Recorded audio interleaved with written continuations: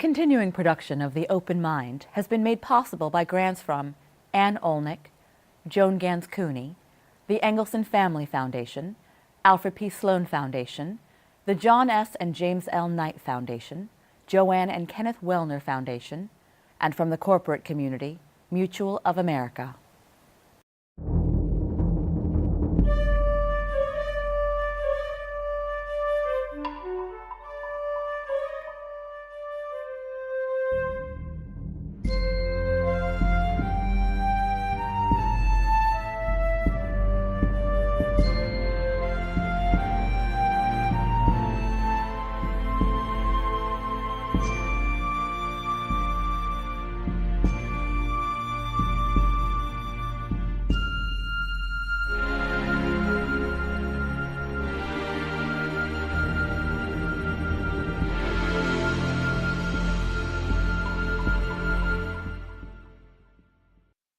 I'm Alexander Hefner, your host on The Open Mind.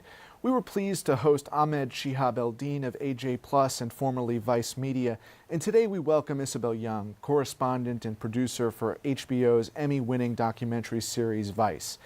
Admirably audacious, Yeung is among Vice's intrepid globe-trotting correspondents. She first caught my attention exposing willful perpetrators of rape in Africa and the Middle East, the inhumanity, the denials, the defensiveness, and ultimately the destruction of civil society. On the Season 5 premiere of Vice, Yeung reports from civil war-ravaged Syria, where she reveals the remnants of Aleppo's devastation, but also the propaganda machine of the Assad regime. It's a most stirring report, daring to challenge the government overlord guarding her tour of the country.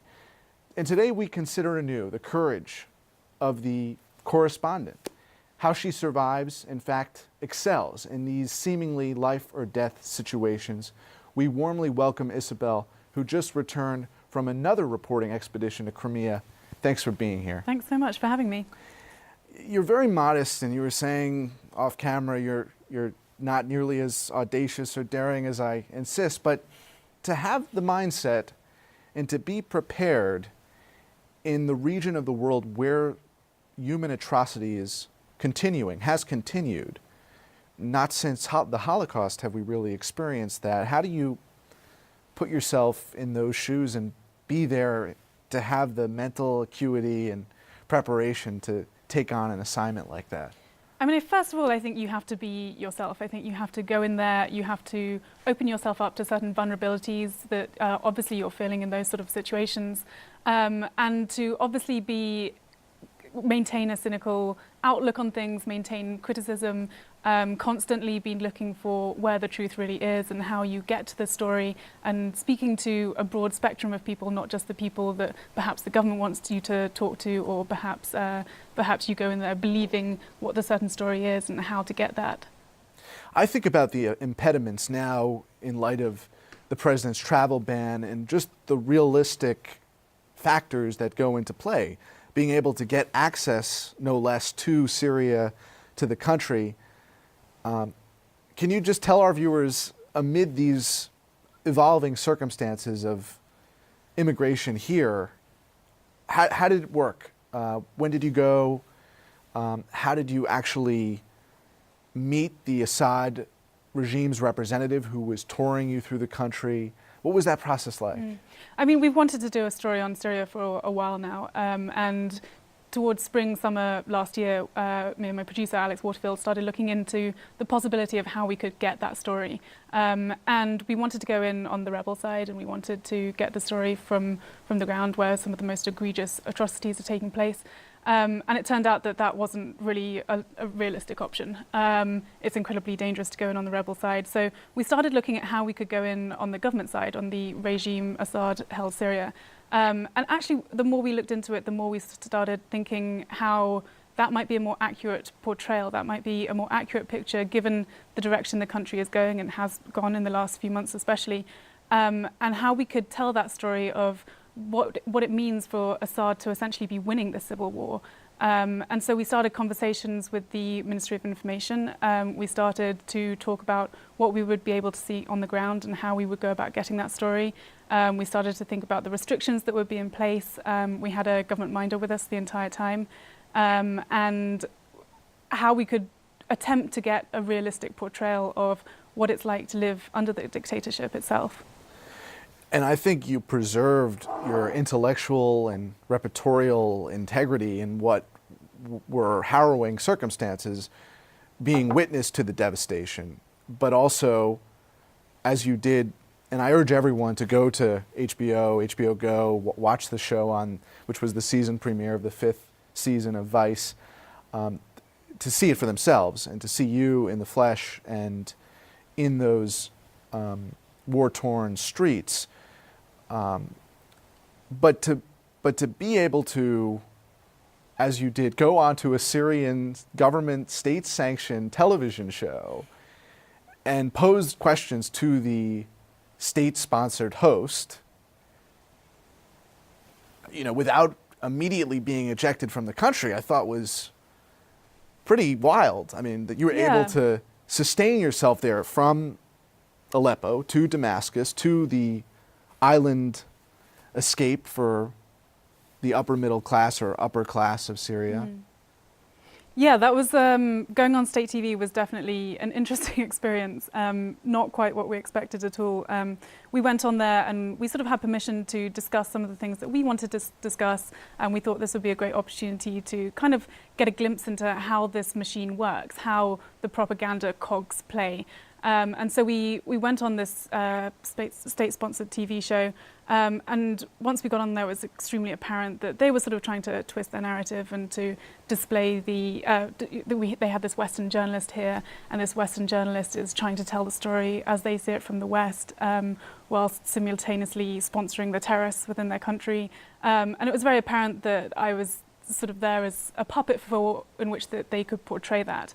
And so it was important for us to be also asking them questions and to try and get a glimpse into how the media there was working, because obviously the media is such an important tool in a dictatorship and also in a democracy. And so it was just an incredibly awkward exchange the entire time. I had their producer in my ear. It was live TV, who was nattering away at me, telling me not to ask any questions, telling me just to answer their questions.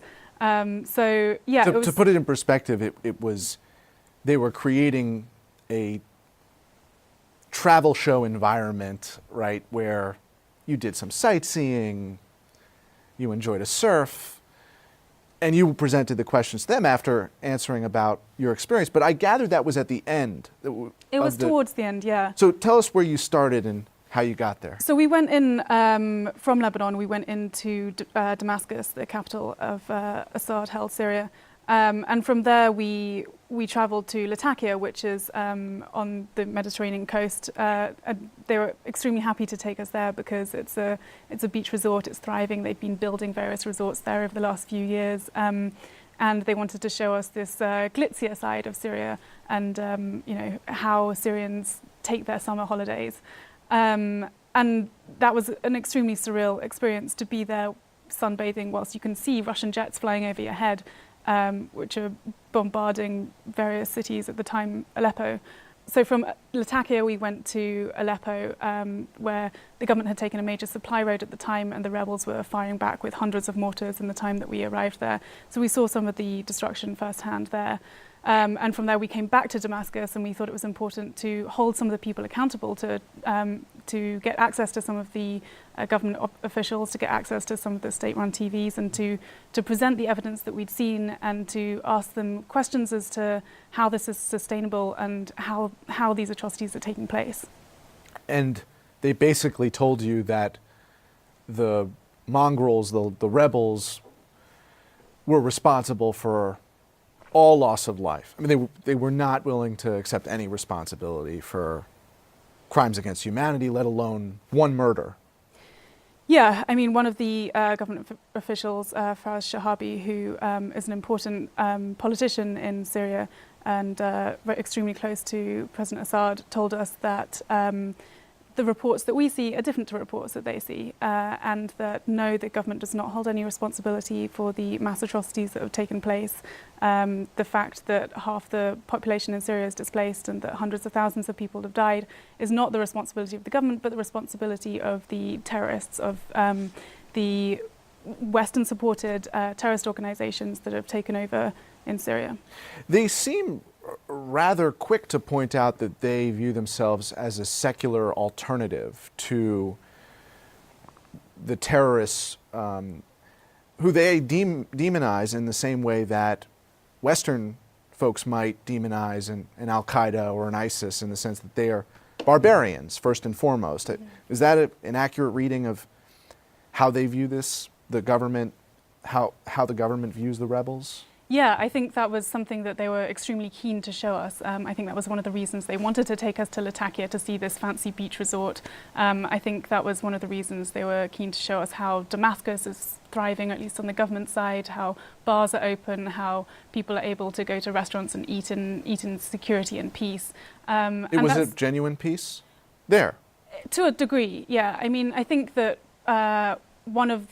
it's important for the government to show that perspective, because they want the population that remains there to feel like maintaining secularism and maintaining a level of security is the responsibility of the government, and the Assad regime is the only one who is able to uphold that. And so the opposition they brand with a big brush as terrorists. They're all terrorists. Whether the opposition, the rebels, actually started as a peaceful protest against democracy with the Arab Spring in 2011 is besides the point, because they are extremely happy to brandish all opposition as terrorists. What surprised you the most in your reporting? In Syria? In Syria. I think that the ability, I think when we went to Homs, which was the birthplace of the revolution in many ways, it was completely destroyed. Levels of destruction that I've never witnessed, and I've read about it and I've seen pictures of it, but once you're there, you can't picture how insanely apocalyptic it is. It's like walking through a film set. There's not a sign of life existing there. And this was a city of almost 1.5 million before the war.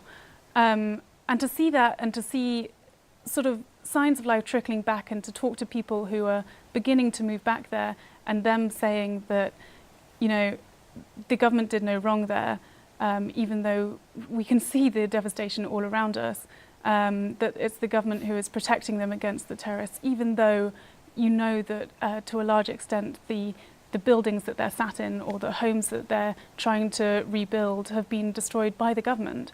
And so one of the most shocking things is that total acquiescence of the surviving population, the fact that people are so willing to get on board, or the fact that it was so difficult to find voices of opposition within, the fact that it was so difficult to find people who would openly criticise the government, which perhaps shouldn't have been surprising to me at all, because, I mean, you go in under a dictatorship, it's not surprising that people are fearful to talk to you. I mean, their lives are at risk if you openly criticise the government. No one was willing to go on the record and actually tell us that.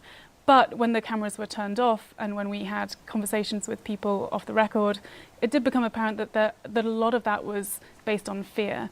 And that, yes, people were aware of some of the atrocities that Assad had been carrying out on the rebel-held positions, and they're just too fearful to speak out. One security official actually confided in me and said that that they were more fearful of the government and of their employer than they were of the opposition. And that was a really telling moment to me, because this was someone who had been paid to watch over us and paid to protect us. And so those were the sort of extremely revealing moments where I think some of the truth started to trickle through. Among those folks off the record that you talked to, was there any expression of regret that the government and the protesting faction during the outset were unable to find some means of negotiation so it did not turn into hell?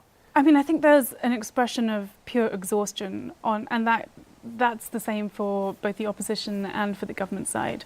I've spoken to people who have fled from the dictatorship outside of Syria, and people obviously within Syria, and they all express this, how tired they are. I mean, the war has now entered the 7th year, and of course there's regret over the way that perhaps the government reacted.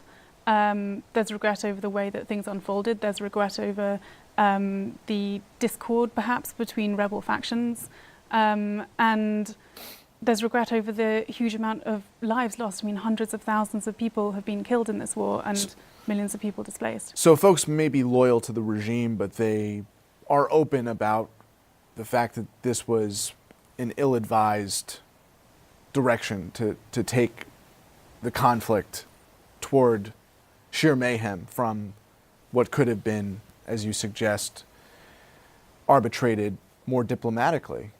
I mean, I think the biggest regret is the way that the government reacted. If the government had taken this to be what it was initially, which was a peaceful demonstration demanding reforms from the government, then perhaps things wouldn't have escalated in the way that they did. It's difficult to say how things would have escalated because the government reacted with an extremely harsh crackdown.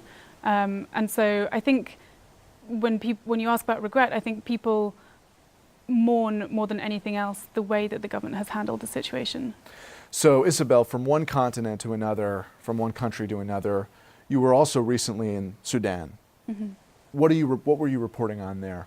So I was in South Sudan, which is the newest country in the world, the youngest country in the world. It was created in 2011, in large part thanks to the US. And at that time, there was a huge amount of hope for the country.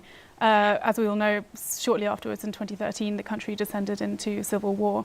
And ever since then, it's been in a pretty dire state. It was an important time for us to go there because with the new Trump administration threatening to cut UN funding, it's a very turbulent time for South Sudan, and so no one really knows what's going to happen. At the same time, just recently, a couple of weeks ago, South Sudan was declared to be in a state of famine. And so we wanted to go there to see what the situation is, how things are unfolding on the ground, and what a new Trump administration might mean for the future of the country. And what might it mean? Good question. I mean, Trump hasn't actually commented on South Sudan at all yet, so we don't know. We are facing imminent cuts to the State Department budget and foreign aid. Yes, potentially. It was interesting because on the ground I was expecting to see a lot of people protesting that, or people extremely concerned about what the future of that meant. In fact, I found the alternative. A lot of people were extremely excited about a Trump presidency. There were rallies. We attended a Trump rally where people wore hats saying, "Make the world great again." And people were celebrating the fact that this was a Republican. Republicans have had a lot of popularity in South Sudan because George W. Bush, because George W. Bush in no small hand played a huge role in securing the independence of South Sudan in 2011, contributed about $11 billion towards the cause. And so what they've seen as a huge disappointment over the Obama era, they're hoping for a big change in that, and they see a huge amount of hope in the direction that it could go under Trump. I think with the leaders, they see hope because whereas Obama has been extremely critical of some of the human rights abuses taking place in the country, perhaps they hope that Trump might play a softer hand. And was the situation one of famine and despair collectively now? Yeah, it was really disturbing. Some of the most atrocious stories I've ever heard. A lot of the areas that we went to, a lot of the people have fled their own homes and now living in these POC sites, the protection of civilian sites, which essentially are run by the UN mission over there, as well as by various humanitarian organizations. And these are essentially cities. I mean, one of them we went to in Bentu, which is in Unity State, where famine was recently declared, has about 120,000 people living inside these POC sites. And they aren't really allowed to leave. I mean, we spent some time with some women who do have to leave every day to go and collect firewood. They walk about 10 hours a day to collect it because they don't have enough food or enough resources. And as soon as they leave, they know that their lives are under threat, and they know that government soldiers are roaming the area, and that there aren't enough peacekeepers, or the peacekeepers don't have a strong enough mandate to protect them once they do go and collect this firewood. And so they know that every time they leave the POC site, they are taking a real gamble that they will either be raped or that they will be killed. And it's astonishing to hear those stories when you realise their perspective on life, and the fact that they're willing to take those risks is incredible. It's something that you can't imagine ever having to face yourself. In this age of a Trump presidency that views smart power, soft power with disdain, and brute force with the American flag, America first, how do you think that's going to affect your job in these coming weeks and months? I mean, I think it's tough to tarnish the whole world with one stroke. But I would say that there's a lot of concern over how the US is going to uphold human rights, for example, how the US is going to commit to things like UN funding. And in places like South Sudan, that should and is of real concern, because, I mean, people within those POC sites, for example, they wouldn't be there unless those POC sites existed, which are directly funded by the UN. I think that when you talk about bureaucracy,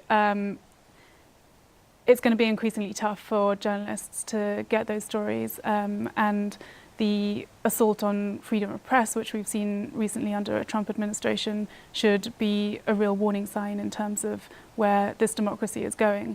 And I think that that's dangerous. You see various countries around the world having to self-censor, and you see various countries, various dictatorships installing a lack of trust in well-established media organizations.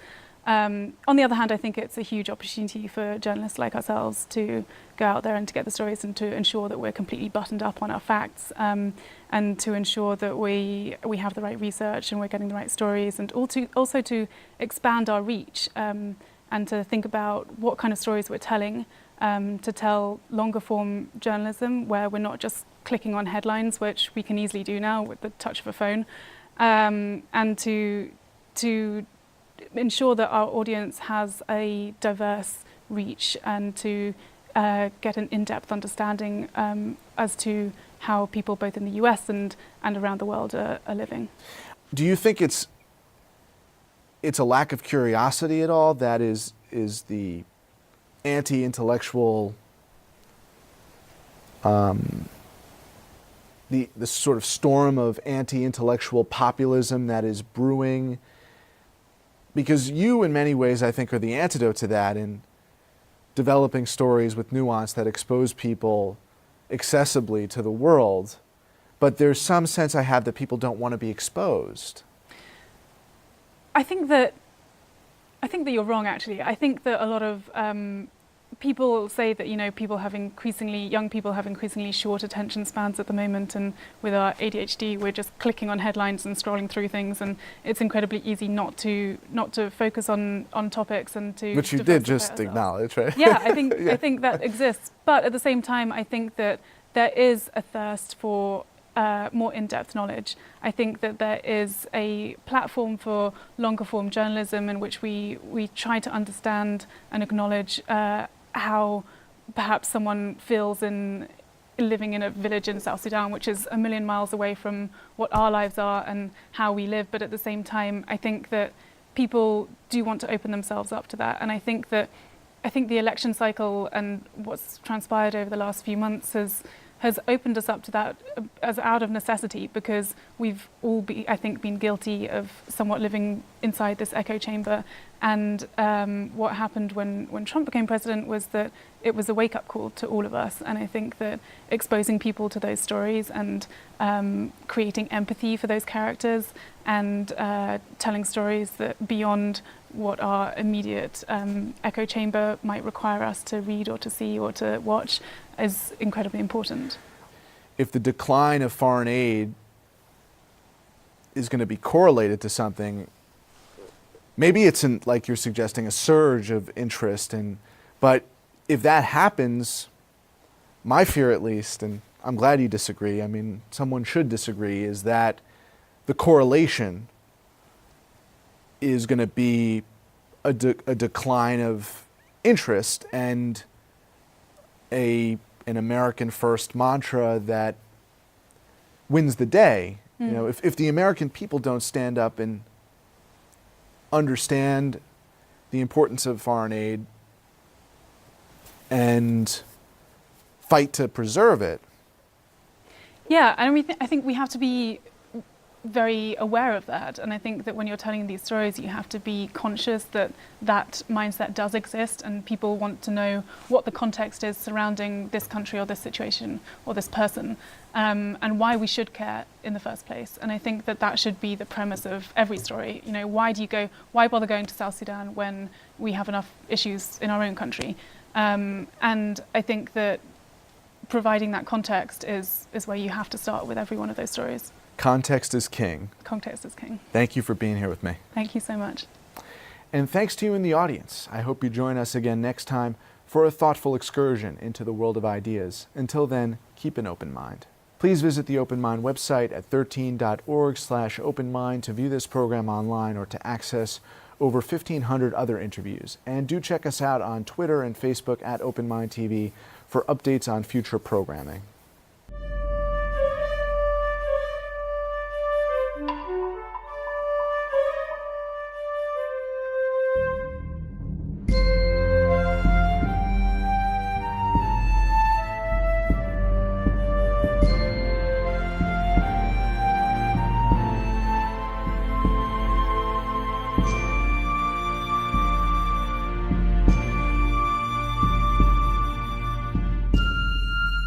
Continuing production of The Open Mind has been made possible by grants from Anne Olnick, Joan Gans Cooney, the Engelson Family Foundation, Alfred P. Sloan Foundation, the John S. and James L. Knight Foundation, Joanne and Kenneth Wellner Foundation, with special thanks to the Schumann Media Center for additional support, and to the corporate community Mutual of America.